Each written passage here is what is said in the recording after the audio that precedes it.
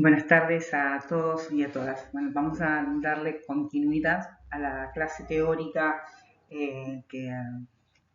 decidimos abordar y que abarca el tema del proceso de políticas públicas y reforma del Estado, fundamentalmente durante la década del 90. En esta clase está prevista la bibliografía. Hay tres, documentos de Oscar Oslak. El primero es El mito del Estado mínimo, una década de reforma estatal en la Argentina. El segundo, De menor a mejor, el desafío de la segunda reforma de Estado. Y el tercero, la capacidad de regulación estatal en la Argentina, más dos reportajes que ya les había adelantado la clase pasada, se iban a y van a quedar a disposición de ustedes, aun cuando están ya disponibles en la página, vinculados con el análisis respecto de cuál es la centralidad del Estado, cuáles son las funciones que deberían tener. Como les dije también en la clase anterior, Oscar Oslak es una de las personas con mayor experiencia en la investigación, en el análisis y en el trabajo concreto sobre procesos de reforma estatal, no solo en Argentina, sino también en Latinoamérica y en algunos lugares, en algunos países muy importantes y destacados del mundo. También otra advertencia, tal como lo dije en la clase anterior, la expectativa de estas dos clases, la teórica número 4 y de esta, no es presentar con un abordaje exhaustivo respecto de lo que ha sido en este caso particularmente la reforma estatal que se inicia en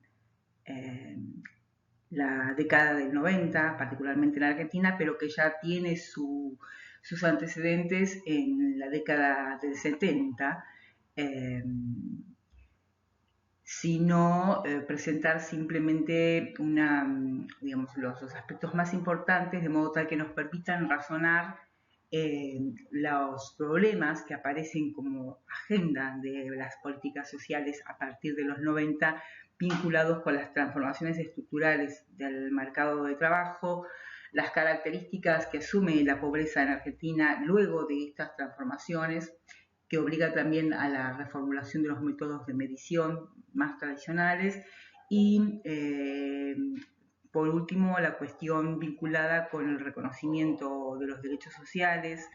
y el marco regulativo de los derechos sociales como derechos constitucionales reconocidos en la reforma constitucional de 1994 y que implica para esto, abordar o incorporar un enfoque de derechos dentro del diseño de las políticas sociales. Y por último también la cuestión del rendimiento que han tenido el nuevo enfoque de políticas sociales que se adopta a partir de la reforma del 90, esto ya abordando o casi llegando al final del programa del seminario. De modo tal que entonces en esta clase en particular lo que vamos a hacer es abordar el marco legal, indagar o en todo caso señalar dentro de lo que es el marco legal que lleva adelante o habilita la reforma de Estado en Argentina, cuáles serían los aspectos más importantes de las tres leyes que organizan este proceso, cuál es el marco ideológico a partir del cual se lleva adelante y fundamentalmente luego cuáles son los resultados en cuanto a los procesos que disparan, que van a ser característicos dentro de del proceso de reforma, de alguna manera orientados sobre sobre los tres aspectos más importantes, que es el proceso de privatización, desregulación y descentralización de la administración pública. Con esto, un poco es, como les dije, presentar un pantallazo general como para poder ubicarnos en el contexto y en todo caso poder establecer, en la medida en que avanzamos en el curso, diferencias entre el enfoque o el marco que tenían las políticas sociales previo al proceso de reforma y luego en cómo queda reorganizado el concepto de bienestar, que prácticamente digamos, es abandonado en su carácter universal a partir de esta nueva perspectiva o este enfoque neoliberal que se adopta y que, digamos, orienta de alguna manera el proceso de reforma en la región latinoamericana y en particular en Argentina. Sabrán ustedes, aun cuando no hayan profundizado en el estudio, que Argentina, digamos, de alguna manera es el país que incorpora casi al pie de la letra las reformas impulsadas a partir del consenso de Washington, que es lo que vamos a ver en primera instancia ahora en esta clase. Nuevamente digo que quedo a disposición de ustedes para cualquier consulta. He estado esperando alguna devolución respecto de las clases que hemos tenido, no las he recibido aún, me gustaría recibirlas. Y por otra parte también, dado que estamos próximos a la realización del trabajo práctico, como les sugerí en la clase anterior, en todo caso establecer alguna fecha y hora para poder hacer un escape de manera a modo de conferencia, así podemos en todo caso intercambiar online y establecer una conversación, intercambio entre todos respecto de las dudas y en todo caso comentarios de los temas y de la bibliografía que ha sido seleccionada hasta ahora. Bien, ya centrándonos en la cuestión específica del proceso de reforma de Estado, lo que deberíamos identificar o lo que proponemos en esta instancia es identificar cuál es el marco legal que nos orienta la reforma de Estado, dado que son los pilares a partir de los cuales es posible que esto tenga un carácter legal, ¿no? O sea, en primera instancia lo que deberíamos remarcar es que uno de los elementos, ya que podrían aparecer como críticos en este proceso, es que la mayoría de las leyes aparecen primariamente originadas desde el Poder Ejecutivo Nacional y luego refrendadas por el Congreso. Es decir, en todo caso existe, digamos, a contrario de lo que vimos en la clase anterior, en donde digamos, una política pública debe propender en todo caso a incorporar a la mayor cantidad de actores que se sienten o aparecen como involucrados en la cuestión pública o en el problema que luego va a formar parte de la agenda pública y que va a significar su incorporación en el ámbito de las políticas de Estado. Uno de los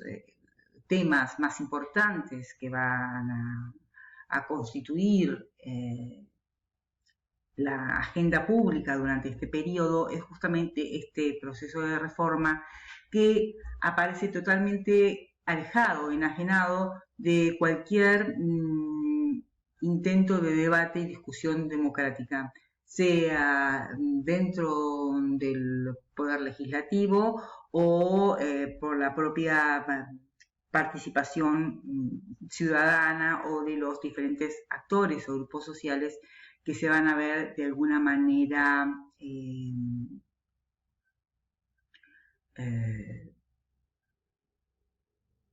de alguna manera van a verse perjudicados o atravesados por estos procesos, ¿no? Habiendo de alguna manera aclarado esto, que es muy importante, por las características que asume fundamentalmente el proceso, por los objetivos que se plantean y por las implicancias que tienen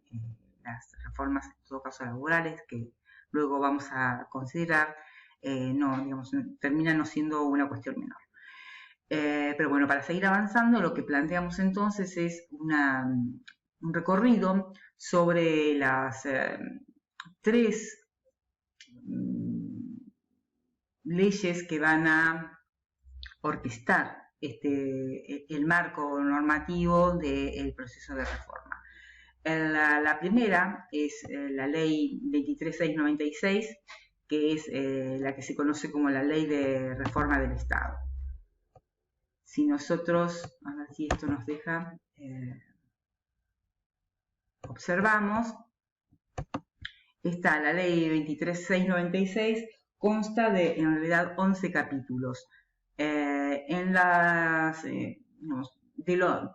los cuales yo les propongo, en todo caso, recorrer algunos, que son los que van a terminar siendo fundamentales, y que luego ustedes, como les queda a disposición aquí en el mismo PDF, van a poder, o en la presentación de PowerPoint, van a poder en todo caso recorrer de manera mucho más exhaustiva, si en tal caso les interesa algún detalle más en particular. Tal como vemos acá, bueno, el primer capítulo se denomina de la emergencia administrativa y tiene, por así decirlo, el capítulo 1, 2, 3, 5, 6 y 7 como los estructurantes, es decir, los que van a determinar la orientación y el modo en que se va a, en todo caso, llevar adelante este proceso de reforma. Como vemos en el artículo 1, vamos a ver si podemos habilitar el puntero acá. Bueno, no parece posible, yo con el puntero siempre tengo problemas, pero no importa. En el artículo número 1 vemos que es declarativo, dice: declárase el estado de emergencia en la prestación de los servicios públicos, la ejecución de los contratos a cargo del sector público y la situación económica financiera de la Administración Pública Nacional centralizada y descentralizada, entidades autárquicas, empresas del Estado, sociedades del Estado, sociedades anónimas con participación estatal mayoritaria, sociedades de economía mixta, servicios de cuentas especiales, obras sociales del sector público, bancos y entidades financieras oficiales, nacionales y o municipales, y todo otro ente en que el Estado Nacional o sus entes descentralizados tengan participación total o mayoritaria del capital o en la formación de las decisiones societarias. Esta ley es aplicable a todos los organismos mencionados en este artículo, aun cuando sus actos o cartas orgánicas o leyes especiales requieran una inclusión expresa para su aplicación. El régimen de la presente ley será aplicable a aquellos entes en los que el Estado Nacional se encuentre asociado a una o varias provincias y o municipalidades, siempre que los respectivos gobiernos provinciales y o municipales presten su acuerdo. Este estado de emergencia no podrá exceder de un año a partir de la entrada en vigencia de la presente ley. El Poder Ejecutivo Nacional podrá prorrogarlo por una sola vez y por igual término. Digamos que si nosotros tenemos que considerar este primer artículo, aquí es básicamente en donde se enmarca el proceso de reforma y cuáles son los organismos que van a verse en todo caso involucrados, que forman parte prácticamente todos, digamos, aquellos organismos que están que son de carácter estatal, no importa el grado estatal al que pertenezcan, y el planteo de la reforma es al menos el de un año, es decir, la emergencia administrativa o el periodo a partir del cual se plantea llevar a cabo la reforma es el periodo de un año, lo cual vemos que en principio comienza siendo básicamente una carrera hacia la disminución del Estado antes que un proceso de reforma de carácter racional, negociado con los diferentes actores, tal como lo vimos desarrollado en la clase teórica número 4. Luego podemos ver el artículo 2, que tiene que ver con las intervenciones, ¿no? Es decir, cuáles van a ser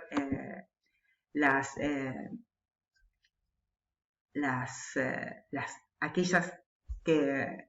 o cómo se va a llevar adelante el proceso de reorganización o de reforma, va a ser directamente con la figura de la intervención sobre todos aquellos entes o empresas y sociedades del Estado, quedando excluidas en este caso las universidades públicas nacionales, ¿no? En artículo 3 se plantean las funciones y las atribuciones del interventor.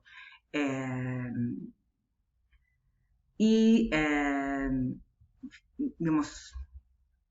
las funciones y atribuciones del interventor serán las que las leyes, estatutos o cartas orgánicas respectivas otorguen a los órganos de administración y dirección, cualquier fuera su denominación, con las limitaciones derivadas de esta ley y su reglamentación. Vemos también que quedan sujetos a despido el personal que en tal caso tenga funciones jerárquicas, estén o no en ese momento en función, previendo las indemnizaciones pertinentes bueno, también lo que aparece aquí es que se le da una amplia figura de funciones y atribuciones al interventor, ¿no? Es decir, queda prácticamente, digamos, toda la normativa de funcionamiento de los organismos subordinadas a las decisiones que tenga, en su caso, la persona que asuma como sus funciones en las cuales como interventor. Por otra parte, en el artículo 5, lo que vemos es que los órganos de control quedan de alguna manera exentos también de procesos de intervención. Son los organismos de control externo, tales como los tribunales de cuenta de la Nación, la Sindicatura General de Empresas Públicas, que, bueno, se irán cumpliendo sus cometidos según la normativa específica que las regule. Tenemos también, a ver acá, sí, podemos seguir avanzando, el artículo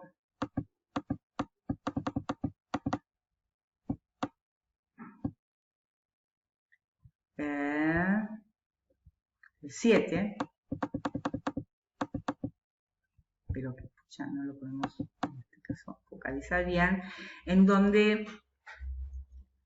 se faculta también al Poder Ejecutivo Nacional para la creación de nuevas empresas sobre la base de la escisión, la fusión, la extinción o transformación de las existentes, reorganizando, redistribuyendo y reestructurando cometidos, organización y funciones u objetos sociales de las empresas y sociedades indicadas en el artículo 2. Digamos que si vamos a la combinación entre el artículo 2 y lo que se le da en todo caso al Poder Ejecutivo Nacional, es decir, una fuerza, un poder extraordinario, no solamente para llevar adelante este proceso de readecuación de toda la estructura gubernamental, sino también de la forma en que se va a llevar adelante, sea a través de la creación de nuevas empresas o de la fusión de entes y órganos intergubernamentales o interestatales, de acuerdo al nivel estadual en el cual se esté tratando, ¿no? Tenemos luego ya en el capítulo 2 entramos en específicamente en uno de los elementos que van a ser determinantes de este proceso de reforma de Estado, que es el proceso de privatización de las empresas, ¿no? En el artículo 8, 9 y 10 digamos, de alguna manera se resume el modo en que se va a concertar o llevar adelante este proceso de privatizaciones. Primero, el procedimiento, en donde se dice que se va a proceder a la privatización total o parcial o a la liquidación de empresas, sociedades, establecimientos o haciendas productivas cuya propiedad pertenezca total o parcialmente al Estado Nacional, incluyendo las empresas emisoras de radiodifusión y canales de televisión que hayan sido declaradas sujetas de privatización, de acuerdo a las previsiones de la ley que nosotros estamos teniendo en este caso. La figura de sujeta a la privatización en el artículo 9 se establece que para que así sea debe ser aprobada por una ley del Congreso. Recordemos que en este caso el gobierno de Carlos Menem tuvo mayoría en el Congreso, de modo tal que, como generalmente se dice, es decir, en este caso el poder legislativo se transformó básicamente en una escribanía del poder ejecutivo nacional, ¿no? Sin posibilidad de discusión u oposición argumental alguna. Y por otra parte, en el artículo 10 se establecen los alcances. En el artículo 10, tal como lo veníamos desarrollando, lo que vemos son los alcances, ¿sí? Las formas, en todo caso, en las cuales podría llevarse adelante el proceso de aquellos entes, organismos, empresas que estén sujetas, sean declaradas sujetas a privatización. Digamos, la privatización podría llegar a ser total o parcial, pudiendo comprender tanto a una empresa como a un establecimiento, con el mismo régimen que el indicado en el artículo anterior. El decreto del Poder Nacional podrá disponer, cuando fuera necesario, la exclusión de todos los privilegios o cláusulas monopólicas y o prohibiciones discriminatorias, aun cuando se deriven de normas legales cuyo mantenimiento obste a los objetivos de la privatización o que impida la desmonopolización o desregulación del respectivo ejercicio. Vemos acá, es decir, la amplitud que tiene el planteo del proceso de reforma. Y por último, digamos, como de interés en términos de este capítulo, serían las facultades que tiene el poder nacional, digamos, en cuanto a las formas en las cuales, bueno, se plantea la privatización, la concesión total o parcial de los servicios,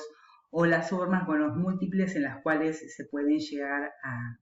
plantear estas formas de privatización, que en el caso de no estar contempladas en los artículos que, digamos, involucrados en la ley 23696, que es la que estamos considerando, deberían en todo caso plantearse como alternativas y modalidades, bueno, que siempre digamos, quedarían sujetas a la aprobación del Congreso Nacional. Por otra parte, en el artículo 14, digamos, del mismo capítulo, se establece la conformación de una comisión bicameral que tendría de alguna manera por objeto la de regular o en todo caso monitorear el proceso de privatizaciones. que bueno, bien sabemos, pocas posibilidades de intervenir tuvo en todo lo que fue digamos, el planteo de esta reforma de Estado. En el capítulo 3, lo que vamos a ver, bueno, por otra parte, en los capítulos siguientes, en el 17 y en el 18, como vemos acá, se plantean las modalidades, digamos, que básicamente serían las formas en las cuales podría llegar a materializarse los procesos de privatización, perdón, en cada una de los casos planteados. Y por otra parte, el procedimiento de selección, es decir, cómo podrían llevar adelante, sea por licitación pública, por concurso público, por remate, por venta de acciones y así sucesivamente. Lo que en relación a esto aparece como interesante es que la misma ley ya en el anexo lo que establece son aquellas empresas u organismos que aparecen predeterminados para ser sujeto de privatización, ¿no? En este caso, la Empresa Nacional de Telecomunicaciones, vemos también aerolíneas argentinas, yacimientos carboníferos fiscales, bueno, todas las empresas que de alguna manera fueron sujetas a privatización, que bueno, podríamos luego establecer, no solo si en un estudio o materia que siempre insisto, tienen por cursar ustedes, es decir, la forma específica, la modalidad y en las cuales fueron llevadas a cabo las privatizaciones. Y por último, lo que sería interesante abordar en esta clase, más allá de la lectura independiente que ustedes luego puedan llegar a hacer de cada una de las veces que yo les estoy puntualizando como estructurantes del proceso de reforma, es el capítulo 4, que tiene que ver con las cuestiones planteadas hacia la protección del trabajador, ¿sí? En este caso, como podemos ver, el artículo 41 y 44 van a ser, en todo caso, los artículos más relevantes para tener en cuenta. En este sentido, el artículo 41 lo que plantea es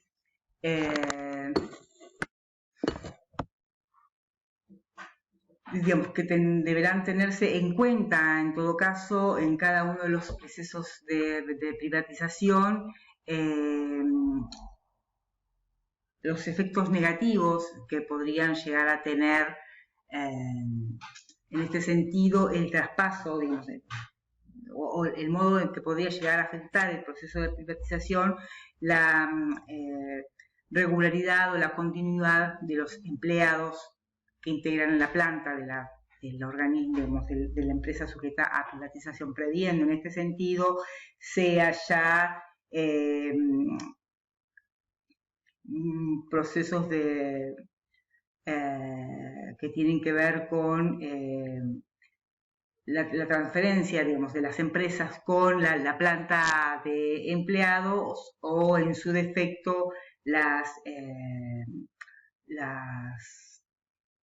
los pagos o, digamos, todas las remuneraciones o las cuestiones normativas que regulan los despidos o que involucran procesos de despido. Y el otro artículo relevante dentro de este capítulo tiene que ver con la seguridad social. De acuerdo al artículo 44, que luego vamos a ver, en verdad, termina siendo paradójico, bueno, lo que se prevé es, en cuanto a la seguridad social, que los trabajadores sometidos o, digamos, que están involucrados en la empresa sujeta a privatización, mantienen los derechos y las obligaciones en materia previsional y de obra social, que pasan a las, digamos, esas seguridad, digamos, esas obligaciones de aportes patronales o de aportes que tenía el Estado, digamos, deberían ser asumidas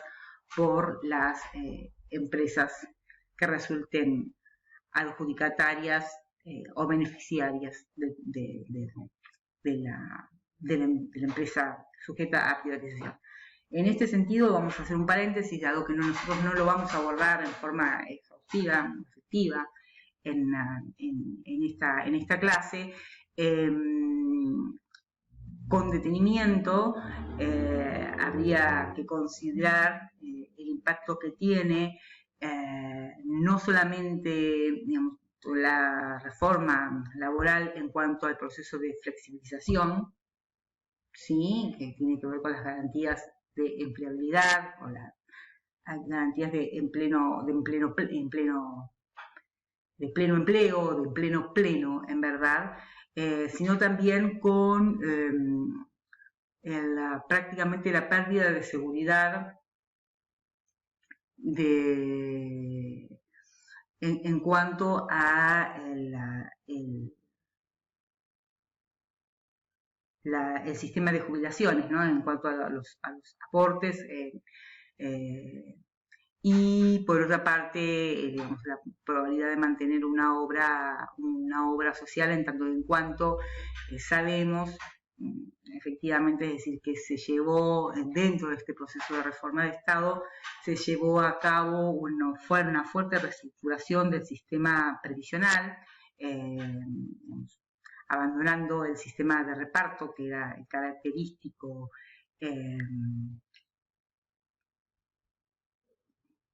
hasta el momento, volviéndolo un régimen mixto, combinado a partir de la capitalización individual y este régimen de reparto, es decir, en donde en la capitalización individual comienzan a jugar o ingresan como figura las AFJP. Y por otra parte, bueno, todo lo que corresponde a la reforma en términos de salud, digamos, sobre las obras sociales, y en cuanto también la responsabilidad que tienen los empleadores en cuanto a los accidentes de trabajo, que queda de alguna manera sujetos a la prestación de los servicios de las ART, que bueno, estos son elementos que yo estoy mencionando, que son fundamentales, que tienen que ver con la inseguridad social que se establece a partir del desmantelamiento que implica digamos, el ajuste o las formas en que se ve transformado el planteo del paradigma del bienestar por esas transformaciones vinculadas con el sistema de aporte jubilatorio, la obra social y el de seguridad, ¿no?, frente a los riesgos del trabajo. Esto, bueno, fundamentalmente en cuanto a la ley de 23.696, que tiene que ver con, tal como lo expresamos, con la parte de reforma de Estado, ¿no? Digamos, cuáles son las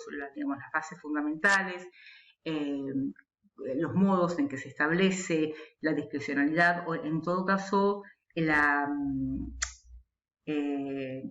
poder concentrado en el Poder Ejecutivo Nacional para tomar decisiones respecto del mecanismo con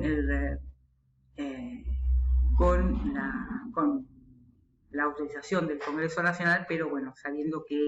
durante todo este proceso, tal como lo dije también, el gobierno de Carlos Menem tuvo como mayoría el Partido Justicialista en las cámaras. Bueno, creo que digamos, en la ley, digamos, de acuerdo a mi criterio, ¿no? En la 23696 nosotros tenemos un pantallazo general de lo que fue, digamos, o de cómo se plantea el proceso de reforma de Estado, y luego, bueno, la ley de emergencia, que también es que podríamos llegar a considerar, pero que dejo a disposición de ustedes para leer. Es también la que acompaña todo este proceso, en el que, digamos, de manera resumida, se plantea la emergencia la emergencia económica y la suspensión de subsidios y subvenciones, ¿no? Eh, a los efectos de esta presentación me parece que es conveniente por ahí dejarla para la lectura de ustedes. Y, a ver, perdón, a ver si podemos volver atrás con esto.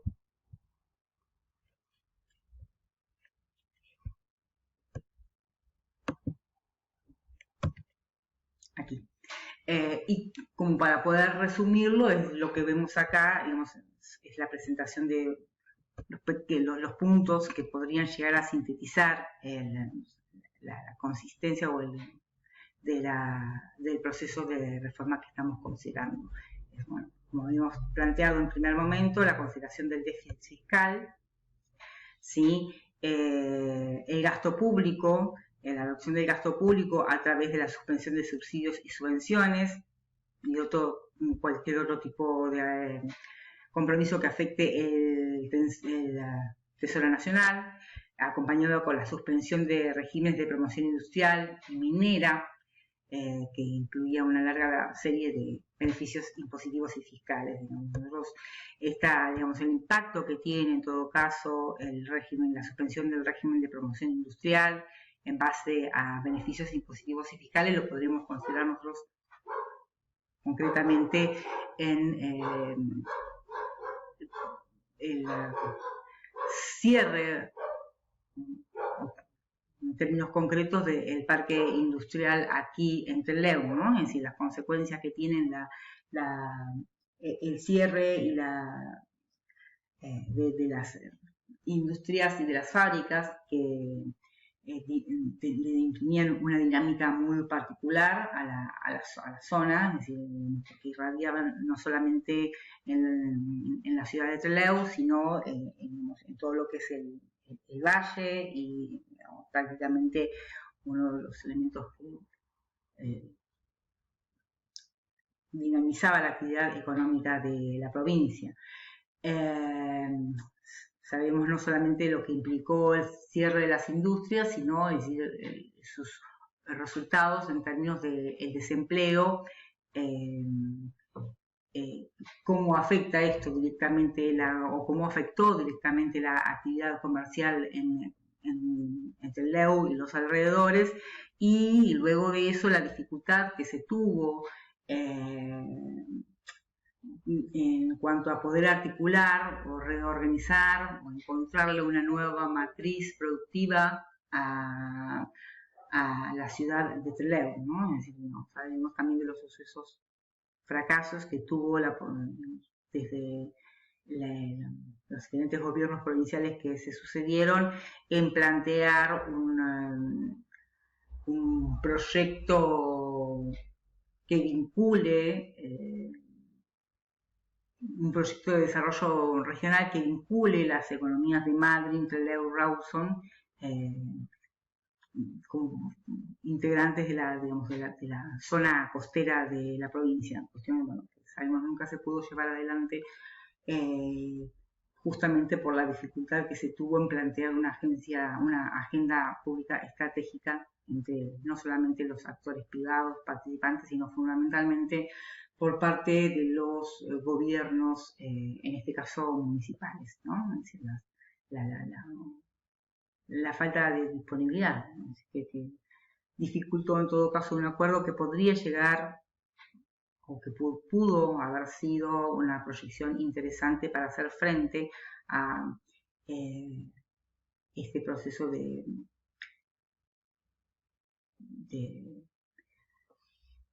que implicó de alguna manera el cierre de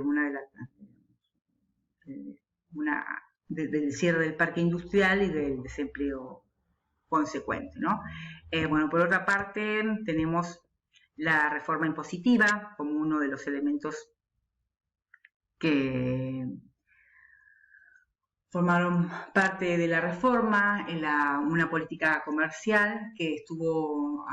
prácticamente orientada a la liberalización del comercio exterior, eliminando todos los mecanismos de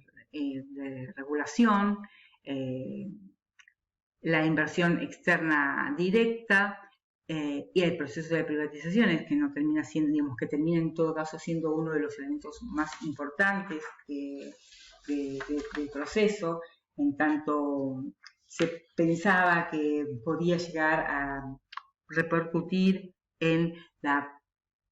o aportar a la reducción del déficit fiscal, generar mayor liquidez para estabilizar la economía y eventualmente poder plantear a través del sistema, digamos, de compensaciones digamos, el impacto que tenía la deuda externa dentro digamos, en la dinámica económica del país en su momento. ¿Cuál era, en todo caso, el supuesto más importante que sustentó todo este proceso de reforma? Era que a partir de un mecanismo, una política de ajuste económico estructural, se iba a dar un crecimiento económico que iba de alguna manera a impactar sobre el crecimiento y fundamentalmente sobre una distribución de ingresos de modo más igualitario. Luego vamos a ver que en realidad los efectos de este proceso fueron inversos, ¿no? Es decir, que lo que se produjo fue una gran acumulación y concentración del poder económico, de la riqueza en pequeños sectores y una abierta desigualdad, una brecha de igualdad mucho más profunda, nunca antes experimentada por parte de la sociedad argentina. Pero bueno, luego de este proceso de privatización, otro elemento a destacar es el proceso de desregulación, ¿no? Es decir, que no solamente implicó en la liberalización del comercio, sino prácticamente en el retiro de todos los mecanismos de contralor orientados a monitorear el comportamiento y la actividad económica de los agentes. Pero fundamentalmente dentro de este proceso de desregulación lo que debemos notar es la reforma laboral que se lleva adelante y que, como dije en algún momento en la introducción de la clase, impacta profundamente en la dinámica que tiene la estructura del mercado de trabajo. Si nosotros vemos aquí, lo que tenemos es un documento que sistematiza o sintetiza, es decir, las principales herramientas normativas que facilitan el proceso de reforma laboral, que vemos no tiene una sola ley de referencia, sino que es un compendio entre leyes y decretos que de alguna manera están orientados a la flexibilización laboral, vinculada no solamente con la posibilidad de, digamos, la quita de beneficios, digamos, de los trabajadores, sino la posibilidad, digamos, de su despido. Y pues, por otra parte, digamos, lo que termina siendo la precariedad, la precarización laboral es promovida por el propio Estado. Lo que vemos, es decir, como elementos destacados o como herramientas legales destacadas en este proceso de reforma laboral, para citar, es el avance a partir de 1989 de los decretos el 1477 y 1478 del año 89, en los que se habilita a pagar, a compensar, digamos, o a pagar el salario también con tickets, ¿no?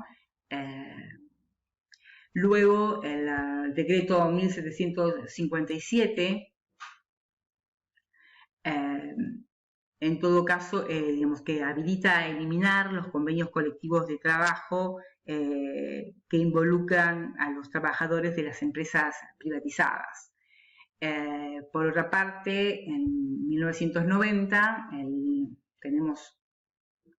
uno de los decretos que progresivamente, digamos, limitan la huelga hasta prohibirla de manera solapada. Y por otra parte, en el año 1991, la promulgación o la vigencia de dos leyes fundamentales que van a interferir o interferir directamente en lo que es la precarización laboral, que tiene que ver, digamos, con las leyes 24013 y la ley 24465, la primera promulgada en 1991 y la última en 1995, que, digamos, implementa la figura de los contratos basura, esta vez con la idea de, digamos, contratar gente sin eliminando, prácticamente disminuyendo la indemnización por despido, que de alguna manera regulaban los convenios colectivos de trabajo, el límite por normativa institucional de horas de trabajo a 8 horas, y la última, la ley 24465, que de alguna manera profundiza la figura de los contratos basura, llevando los 3 meses establecidos hasta 6 meses con periodos de prueba, en los cuales obviamente quien estaba contratado bajo esta forma carecía absolutamente de aportes patronales, de seguridad frente al riesgo y bueno, de salarios que, digamos, no estaban regulados bajo o amparados bajo ningún tipo de normativa. Por otra parte, tenemos aquí en 1995 la ley 24467, que se llama, que es conocida como la ley Pymes, en la que básicamente se faculta el fraccionamiento de vacaciones y hasta incluso el aguinaldo, y se flexibiliza aún más las condiciones de despido, ¿no? Es decir, en todo caso hasta reduciendo las indemnizaciones establecidas. En el mismo año tenemos la ley 24522, que es la que dispone la caducidad de los convenios colectivos de trabajo, y en el mismo año la ley 24557, que es la que crea las ART y que exime a los trabajadores de la responsabilidad frente a los accidentes o enfermedades que podían llegar a tener los trabajadores empleados, ¿verdad? Luego tenemos entre el 2000 y el 2001 la rebaja de salarios e incluso también la modificación en los haberes previsionales y en las asignaciones familiares, y en el 96 los dos decretos que son considerados, digamos, recordados como decretazos, en 1996 se concretan o digamos, tienen vigencia o toman vigencia los dos decretos, el 1553 y el 1500,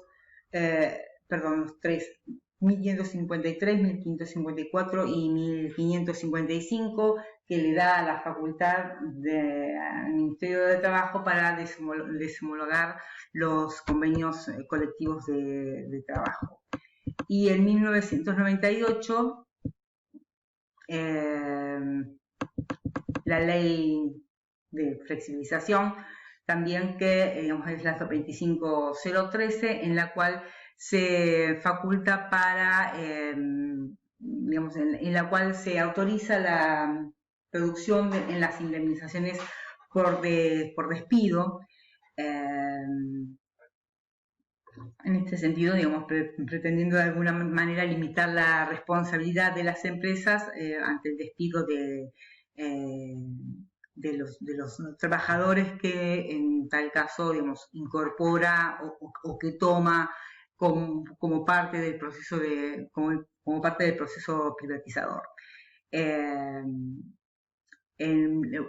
Digamos, la última a tener en cuenta es la ley Banelco, la conocida la ley 25250, que es conocida como la ley Banelco, en la cual, tal como yo había mencionado anteriormente, lo que se hace es de alguna manera también profundizar en esta figura de los contratos basura, estableciendo periodos de prueba mucho más largos, mayores, que van desde, digamos, si los iniciales iban hasta los 3 meses, en este caso se facilitan hasta los 6, y que, bueno, digamos, dentro del cual también se van involucradas las pasantías. ¿Cuál es el elemento que favorece, por un lado, a los empleadores? Es la posibilidad de cada 6 meses tomar personal sin ningún tipo de responsabilidad en cuanto a aportes, ¿no? Y bueno, por otra parte, lo que vemos aquí es uno de los aspectos de la flexibilización laboral o de la precarización del empleo, tanto y en cuanto el trabajador termina básicamente sin ningún tipo de, digamos, en los cuales se recortan, en todo caso, los derechos adquiridos por los trabajadores a lo largo del tiempo, pero bueno, en donde fundamentalmente, digamos, vemos que se claudica o que, digamos, cómo se transforma el paradigma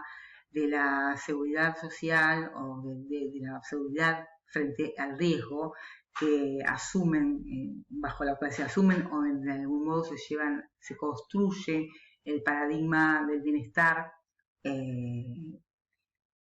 en la década, digamos, en el momento en el cual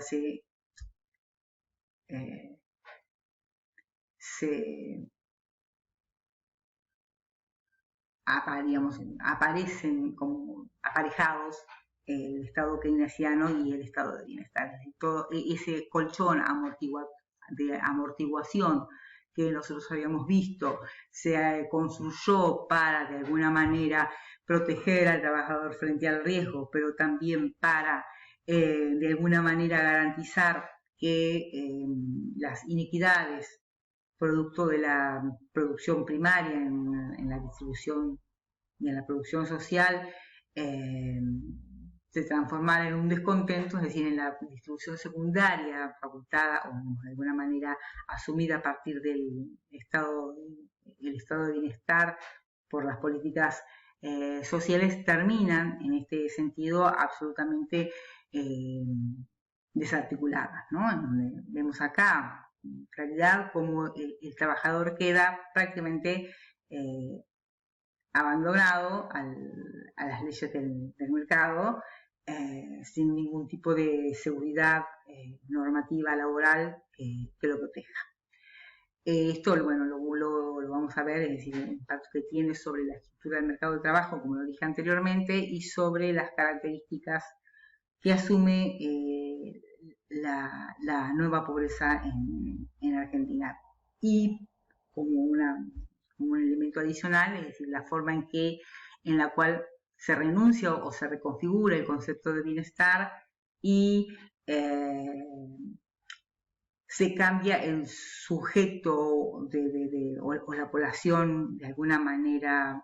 sobre la cual se actúa en términos de políticas sociales, de ser la clase trabajadora a partir de políticas de seguro o de seguro frente y de protección frente al riesgo, termina planteándose una batería de programas sociales focalizados, orientados sobre la pobreza, pero bueno, cuyo objetivo en todo caso no va a ser el de protegerlos frente a la contingencia o de alguna manera promover mayor bienestar, sino de alguna manera simplemente de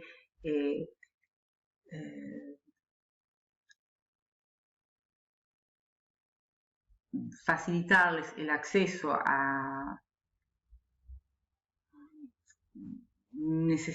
cuestiones básicas sin que esto implique la posibilidad por las propias personas de salir de la situación de pobreza en la cual se encuentra.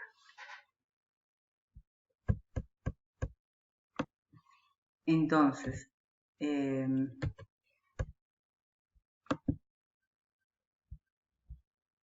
si tenemos que de alguna manera sintetizar y sistematizar cuáles son los aspectos fundamentales de la primera reforma, serían los procesos de descentralización, privatización, desregulación y tercerización de servicios los que van a aparecer como característicos. Los de privatización los consideramos en la ley de reforma del Estado, tanto así como los mecanismos de regulación previstos. Y en cuanto a los procesos de descentralización, es decir, lo que se generó básicamente es el traspaso de ciertas áreas que aparecían como, que eran responsabilidad o estaban bajo la égida del gobierno nacional hacia las provincias. En este caso, digamos, podemos mencionar el traspaso de las escuelas, del ámbito nacional y provincial, salud, y de otros mecanismos y de otros entes o áreas de gestión que estaban dentro de la competencia del gobierno nacional y que pasan en algunos casos a las provincias y las provincias transfieren en algunos otros casos a los municipios. ¿Cuál es la característica en particular de este proceso? Es que, digamos, la descentralización no implica, en este caso, el acompañamiento del financiamiento o del presupuesto necesario para que aquello que era recibido por parte de las provincias o por las instancias municipales pueda llegar a ser administrado, ¿no? Es decir, se lleva adelante un proceso de transferencia, de descentralización, sin el acompañamiento de los recursos necesarios. Por lo cual, esto tiene un gran impacto en la posibilidad que tienen de gestionarlos de manera eficaz y eficiente los gobiernos provinciales o municipales y genera obviamente un déficit importante en las cuentas públicas de cada uno de los estadios de los niveles estaduales de gobierno correspondiente. Y por otra parte, en cuanto a la tercerización de servicios, lo que se hace básicamente es cerrar algunas áreas que formaban parte, digamos, de la estructura del Estado, que estaban fundamentalmente vinculadas con la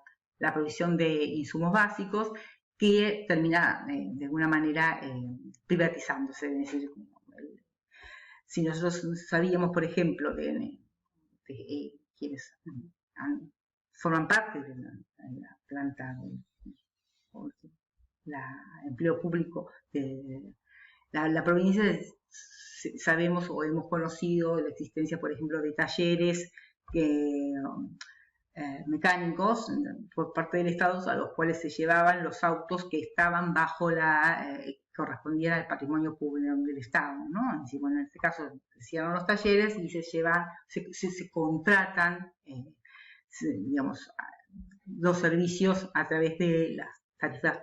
vigentes por el mercado. Del mismo modo, es decir, se modifica la cuestión de la provisión de insumos básicos para el funcionamiento básico de la burocracia, de las burocracias estatales, ¿no? Es decir, la forma en que se regula la provisión, se modifican los montos de contratación, de cuándo deben ser en algunos casos llamados a concurso y cuándo o hasta cuál es el monto a partir del cual se pueden llevar adelante contrataciones directas. Todas estas cuestiones normativas que quedan en una nebulosa y que, bueno, favorecen de alguna manera procesos también de corrupción estatal considerables.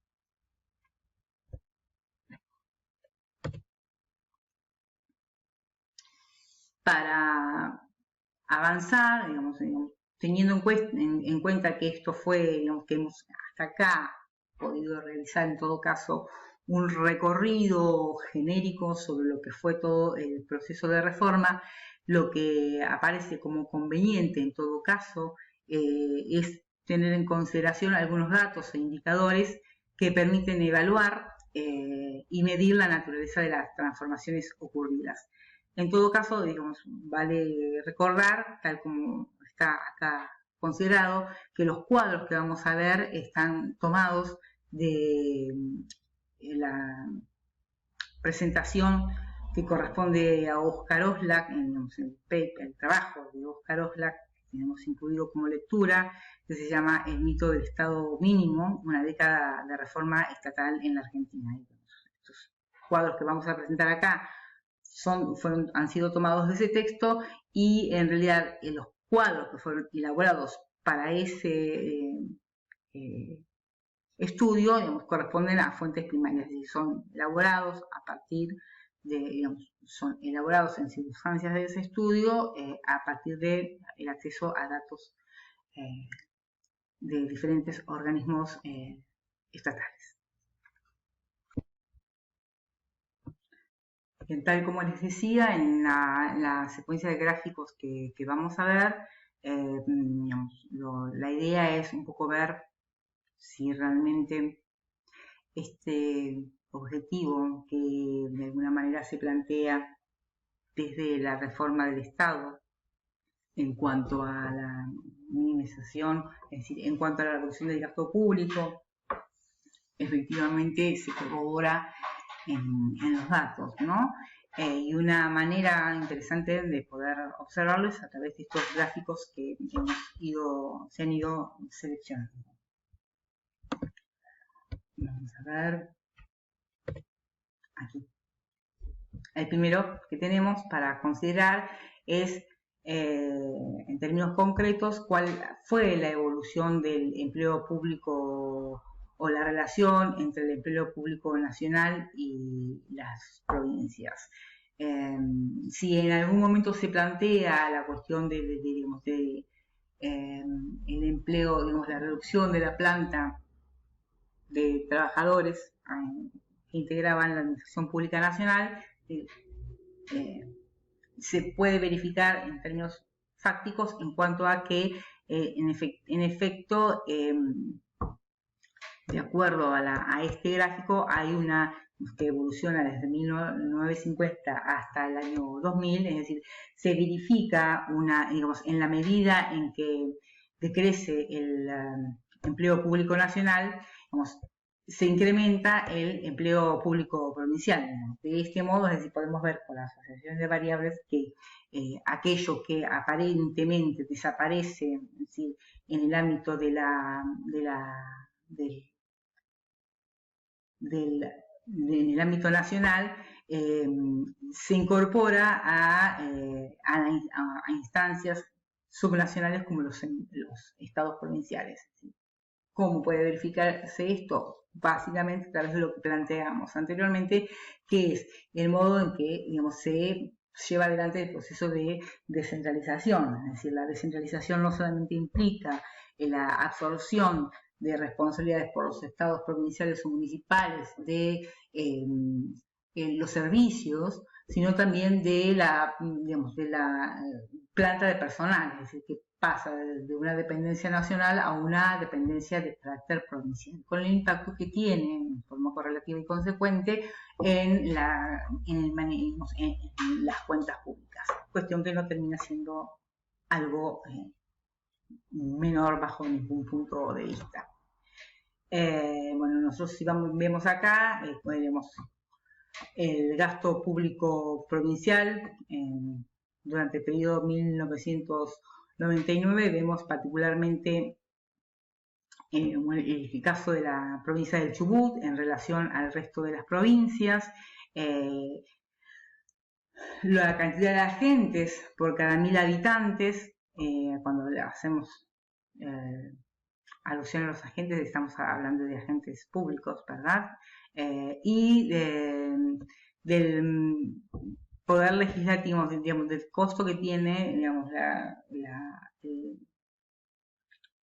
la presencia del empleo público en el poder legislativo por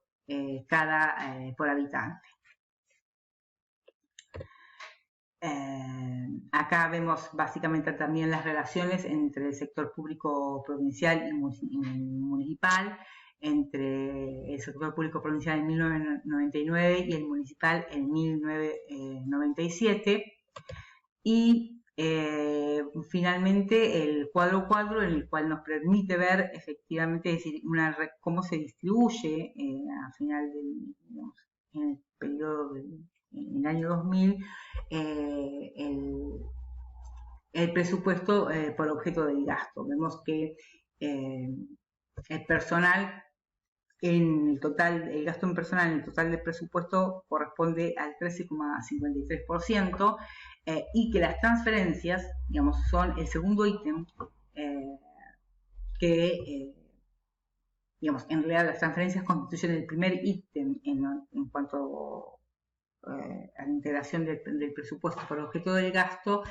en tanto representa el 62,54%. Luego tenemos el servicio de la deuda y, por otra parte, el gasto personal y el gasto en personal en términos de, digamos, considerando como gasto en personal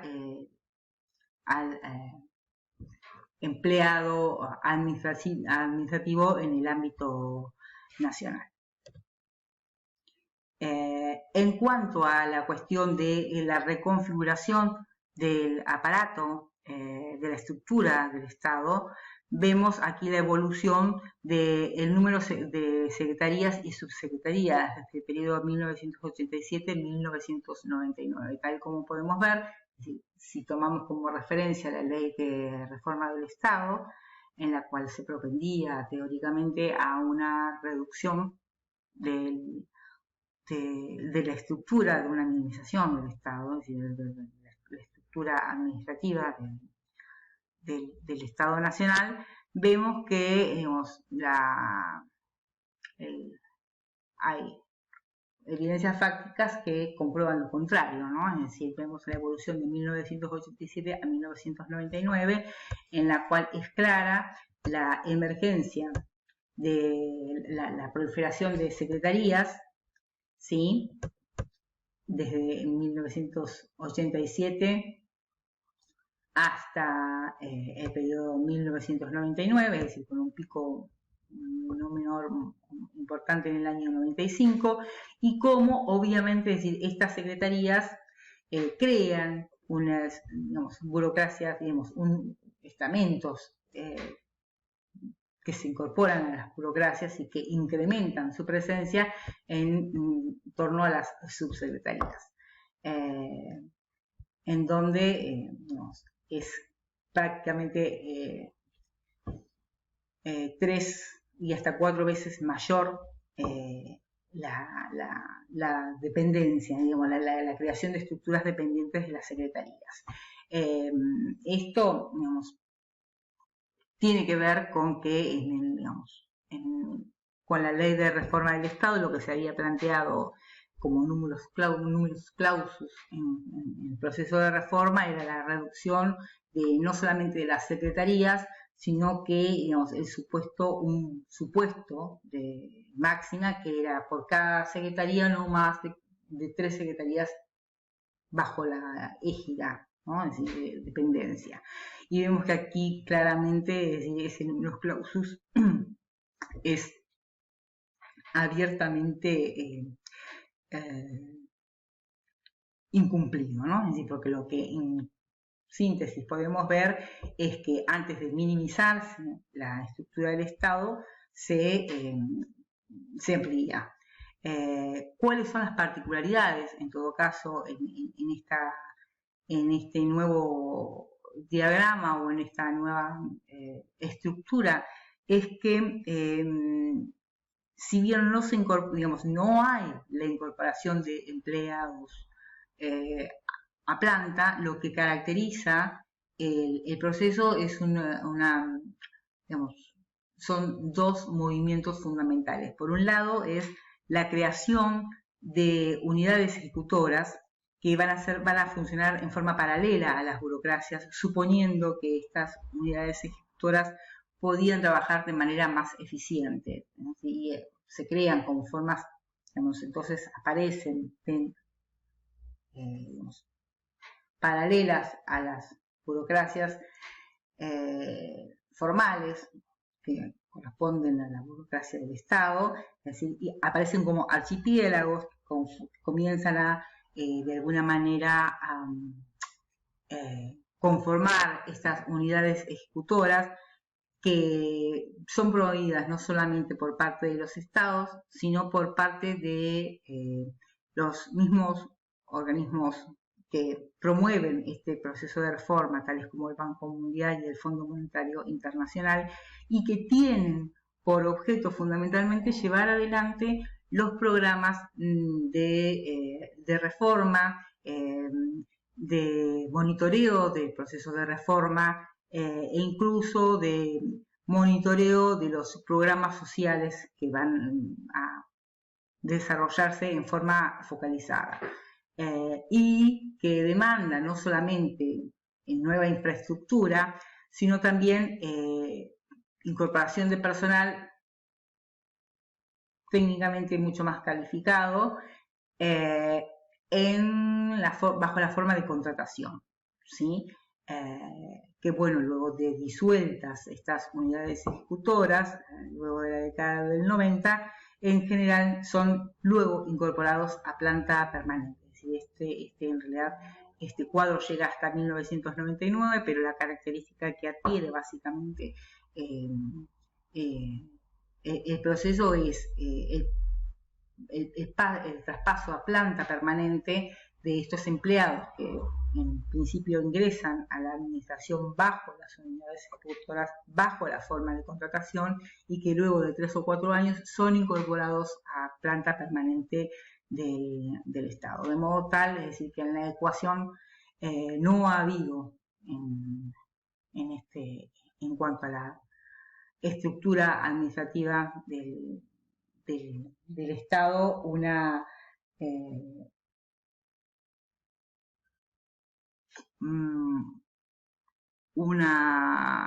drástica, digamos, reducción de personal, sino por el contrario, una solapada sobreempleabilidad, ¿no? Es decir, el Estado incorpora empleados adicionales para el proceso de descentralización que lleva adelante sobre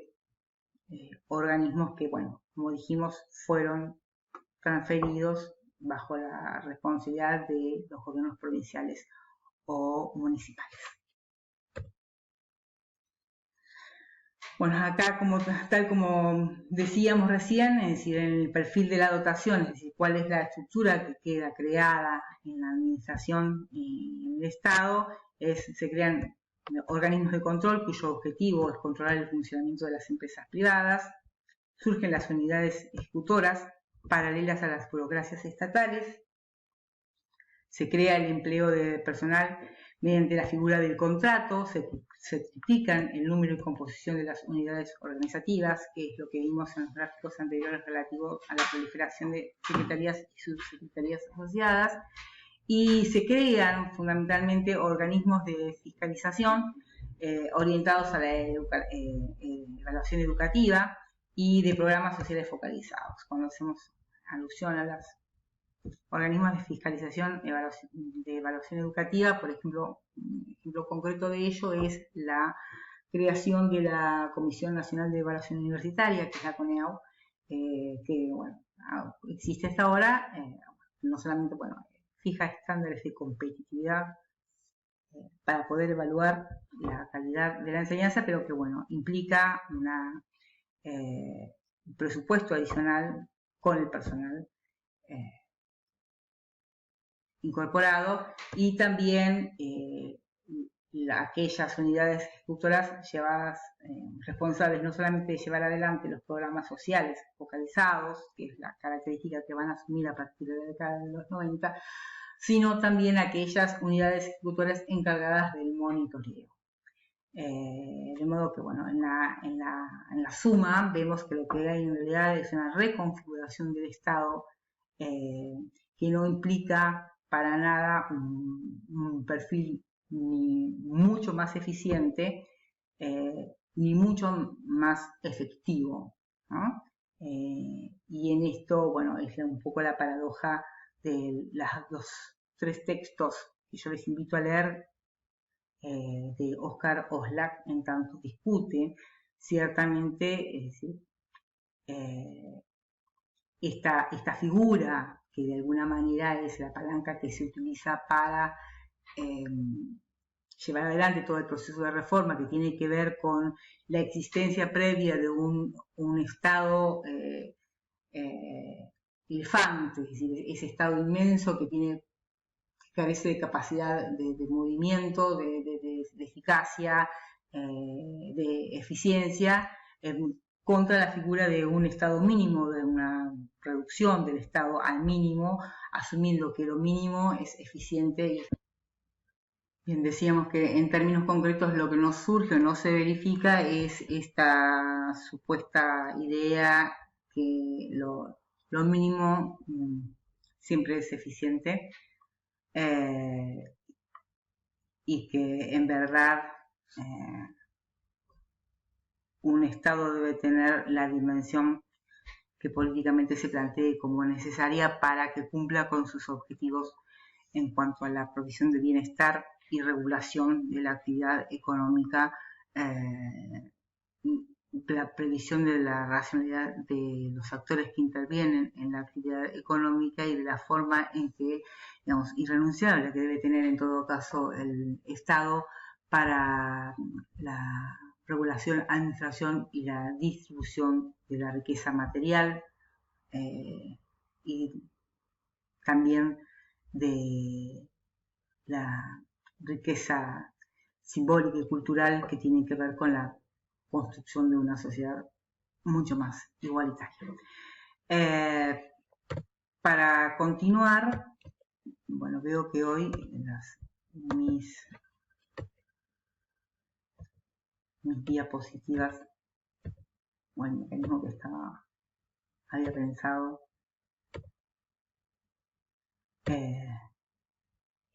no está funcionando,